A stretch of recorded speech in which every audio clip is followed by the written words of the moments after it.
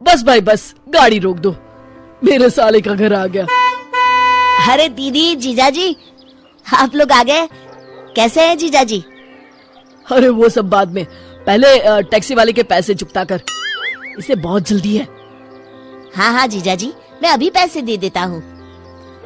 Taxi वाले भैया, कितने पैसे हुए आपके? जी कुल मिलाकर 6,000 रुपए।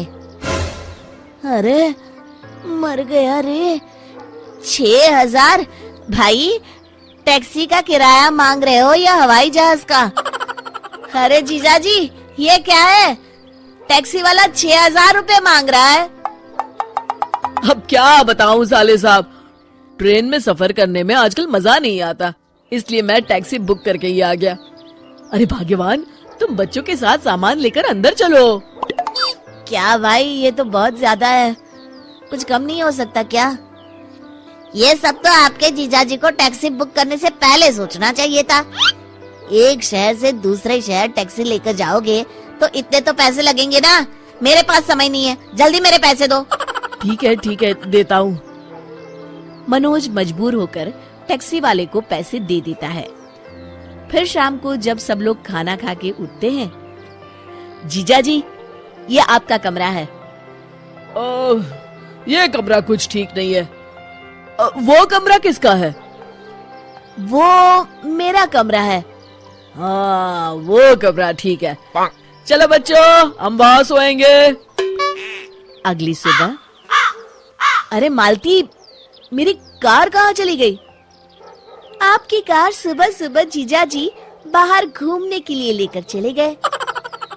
अरे जीजाजी बिना बस में भी तो जा सकते थे, अब मैं ऑफिस कैसे जाऊंगा?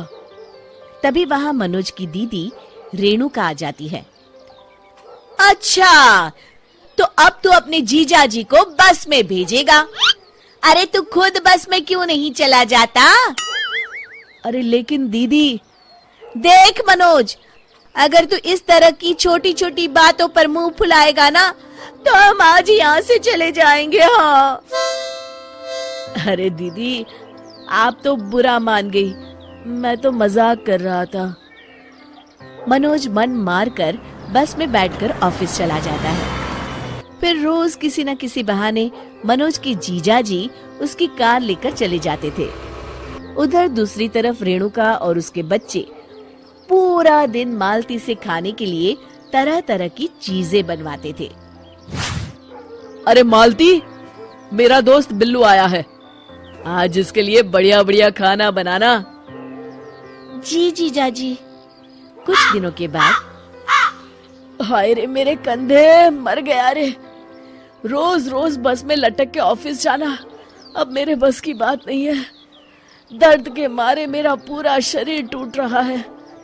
मालती, जरा मेरे कंधे तो दबा दो। अरे सारा दिन रसोई घर में खड़े खड़े और घर की साफ सफाई करने के बाद तो मेरे हाथ पैरों ने जवाब दे दिया है। अब तो मुझसे एक मक्खी भी नहीं मारी जाएगी। इस तरह रोज शाम तक दोनों बेहाल हो जाते हैं।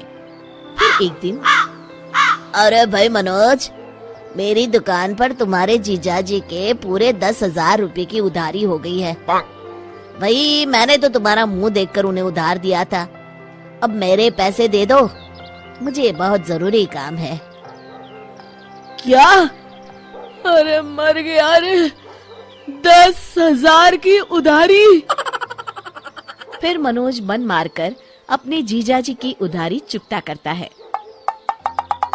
मालती, अब तो हद हो गई, अगर जीजाजी यहाँ और कुछ दिन रुके तो हम सड़क पर आ जाएंगे। आप सही कहते हैं जी, ये लोग इतनी आसानी से यहाँ से जाने वाले नहीं हैं। हमें दूसरा रास्ता अपनाना पड़ेगा। अगले दिन, अरे जीजाजी, आज आप घर पर ही हैं? ये लीजिए मेरी कार की चाबी, जाइए जाइए बच्चों को लेकर कहीं घूम आइए। अरे आज तो कमाल हो गया, ये खुद कार की चाबी मुझे दे रहा है। गजोधर कार लेकर चला जाता है, लेकिन आधे रास्ते में ही कार बंद पड़ जाती है। अरे ये क्या हो गया इस कार को? ये तो पूरा सुनसान इलाका है, यहाँ तो दूर दूर तक कोई नजर नहीं आ रहा। अरे मर गया, अब क्या करूं? फिर गजोधर किसी तरह घर पहुंचता है। मनोज, ये तुम्हारी कार की चाबी। आज के बाद मैं इसे हाथ नहीं लगाऊंगा। हाँ अगली सुबह हाँ भाई मनोज, मालती कहाँ है? अभी तक नाश्ता नहीं लाई। अरे जीजा जी, कल रात मालती गिर गई थी, तब से मालती को कुछ भी दिखाई नहीं दे रहा। मैंने डॉक्टर भी बुलाया है। तभी वहां डॉक्टर साहब आते हैं और मालती की आंखों की जांच करने लगते हैं। हाँ भाई डॉक्टर, क्या बीमारी है, कुछ पता चला? मनोज, ये आदमी कौन है जो इतनी बदतमीजी से बात कर रहा है? डॉक्टर साहब, ये मेरे जीजा जी हैं। ओ जीजा जी, अरे माफ करना, आपका तो बोलना बनता है जी। देखिए, सर पे भारी चोट लगने की वजह से इनकी आंखों की रोशनी पूरी तरह जा चुकी है। अब ये कभी नहीं देख पाएंगी। अच्छा, अब चलता हूँ मैं। फिर अगले दिन से घर का सारा काम रेणुका को करना पड़ता है।